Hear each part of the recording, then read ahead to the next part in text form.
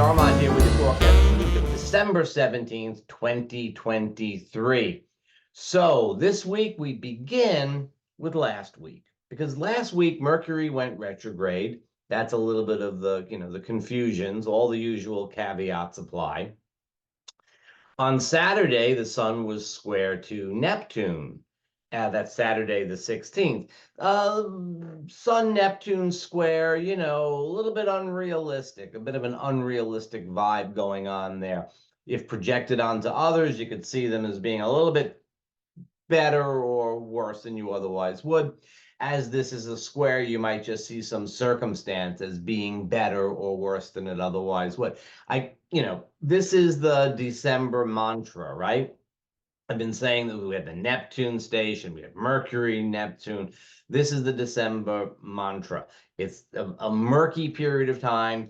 You want to let serendipity rule, go with the flow, don't push too hard, don't demand, allow. This is the kind of way we're going to be approaching December. Certainly, we're approaching this week that way. Yeah, the square was exact on Saturday, but we're going to continue to feel the vibe at least out through the 19th, which is Tuesday, when we have the first quarter moon in Pisces, very closely conjunct Neptune. So it's sort of heating this back up again. But really, honestly, we're going to be feeling this for some time to come. Again, Mercury is retrograde. He will actually, on the earliest of Saturday, well, it depends where you are, Friday, Saturday, will retrograde back into Sagittarius and will then eventually go on to square Neptune, but that's a couple of days in the future. So we have all of this murky kind of energy going on this week, and it is pretty much what has been going on throughout December. It's okay. And a couple of events that are worth mentioning that sort of stand out. First of all, the solstice. We have the Capricorn Solstice, which for those of us in the Northern Hemisphere marks the beginning of winter, but it is also the point at which the sun is at the very lowest point in the sky in the Northern Hemisphere. And while at this nadir, at the bottom of the solar cycle for the year, there's only one place to go, and that's up.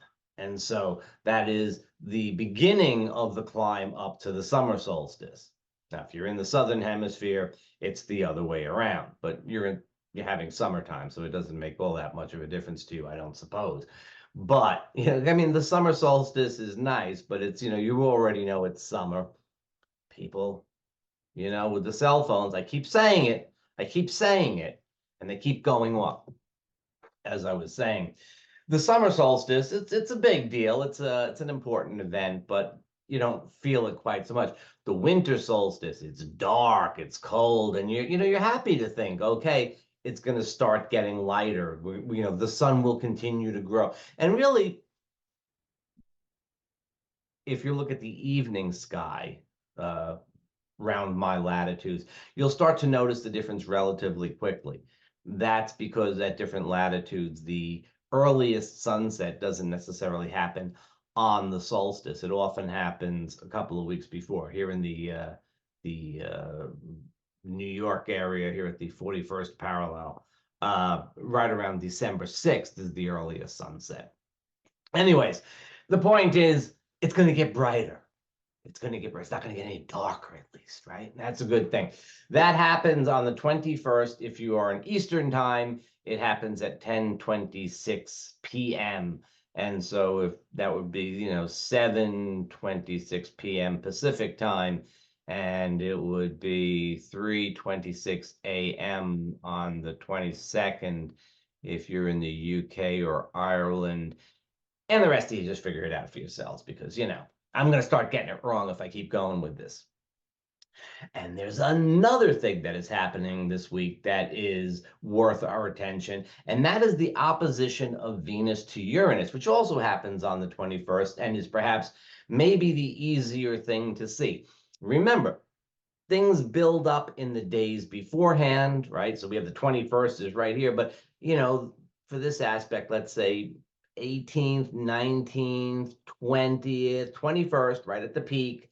And then maybe the 22nd, 23rd, you still feel a little bit, it trails off faster than it builds up, it builds up, let's say, from the 19th to the 21st, and then trails off into the 22nd.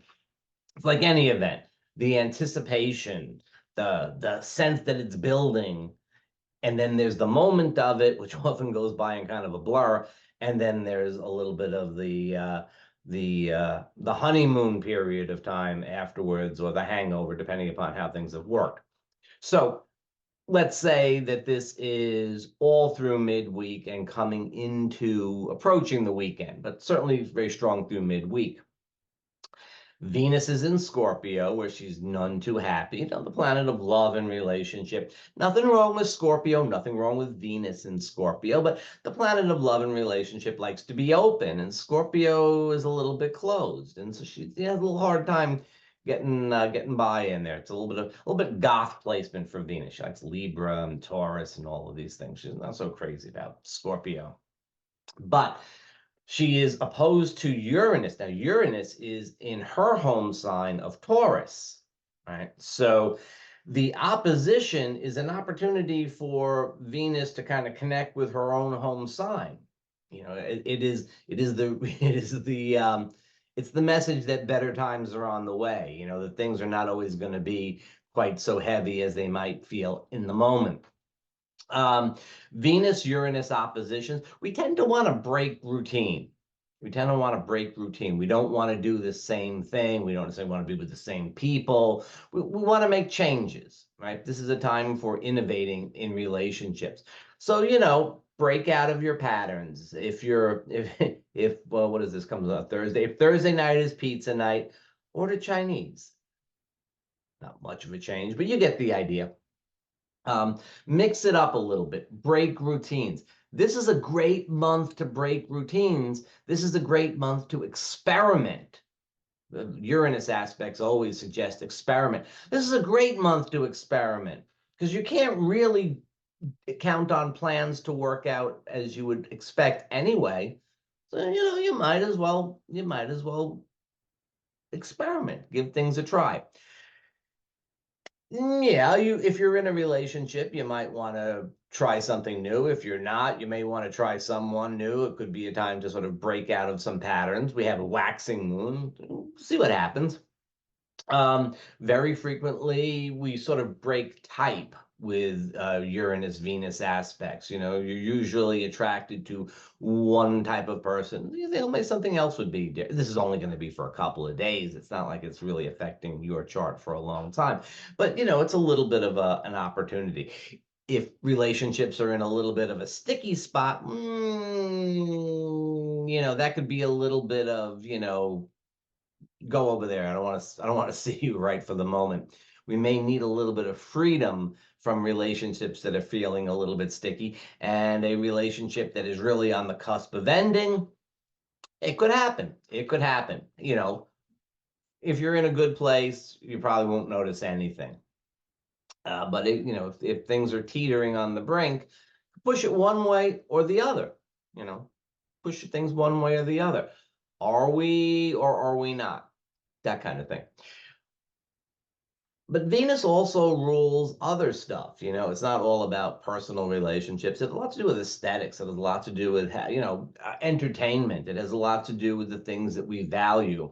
So with Uranus and Venus in opposition to each other, could be contemplating investments, like art, investing in art or something like that, and maybe something that would be different, or maybe if you're looking to do some sort of decorating or something like that, like you kind of want to, the feel like let's try something different, and I always get like sort of I don't know.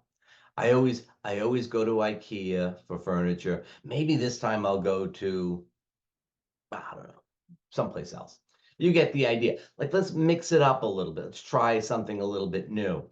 It could very much be some changes in investments and things like that. It could be, you might feel like just having a little bit of a different personal style for a couple of days. That's a perfect, use of this energy. You know, if you're used to dressing a little bit more conservatively, maybe you know, maybe wear the what is it, the ugly sweater, right? That's this time of year. That's people wear the ugly sweaters. Maybe you'll sort of shock people by showing up to work with an ugly sweater on. You know, but everything's an experiment. Everything's an experiment. Mercury's retrograde. We got all this Neptunian energy hanging around. Venus opposite Uranus. It's an experiment. See, give it a try. You know, a day or two of mixing things up and changing things up. Maybe it catches and it's a good thing. Maybe it's just like, okay, well, I tried that and, you know, that's the way it was. But that's the feel for midweek. All right, and then we do have some productive energy as we get closer to the weekend there. We have I want to get this right. So excuse me for a moment there. We are going to have the sun is going to be sextile to Saturn. That happens actually on the 24th, which will be next week's forecast, but you'll be feeling that. That kind of like that's a Friday, Saturday building kind of thing. And that suggests a kind of a nice vibe for Saturday. Again, we have a waxing moon. It'll be in Aries on the weekend. It should make for a pretty fun weekend. But, you know, we'll talk about the back half of that next week.